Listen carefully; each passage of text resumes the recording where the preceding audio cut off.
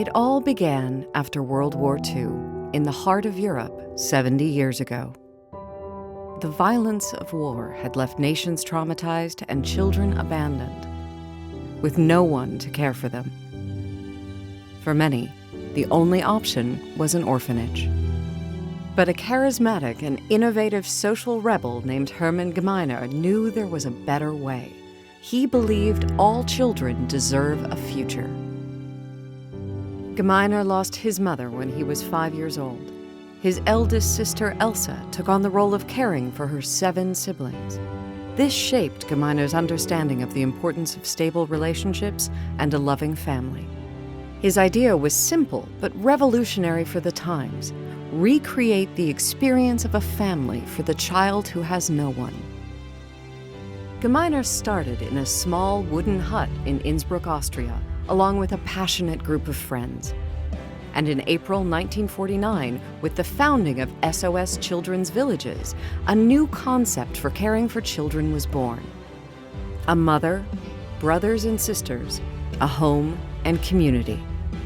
While it was Gmeiner's idea, the organization flourished due in part to the commitment and drive of a number of women.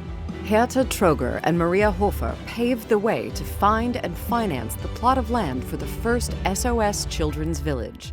Helena Dietl was credited as the first SOS mother to care for children in this innovative new model.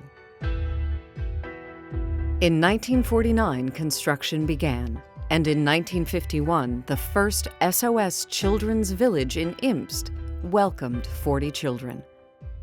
They lived with their siblings and felt part of a family and a community.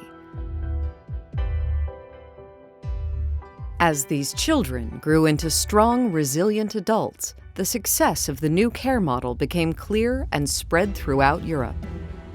If children could just be children, society could heal the wounds of war, and future generations could start building a world of peace. But more wars would come. In the following years, the idea of the SOS Children's Village model spread beyond Europe. The Grain of Rice campaign, for example, raised funds to support children in post-war South Korea. And while wars are universal, so is the human desire to help. Hermann Gmeiner traveled the world, promoting the idea that all children need quality care. He took his message to individuals, communities, and governments to work in partnership to support vulnerable children and their families. Since then, SOS Children's Villages has continued to evolve in response to the changing needs of children at risk. Today, we are a federation of local associations working for children and young people in 136 countries and territories. We work to keep families together and offer services to strengthen families and their support networks. With a range of care options, we directly care for children and young people for however long they need us. We are also there during humanitarian crises and emergencies.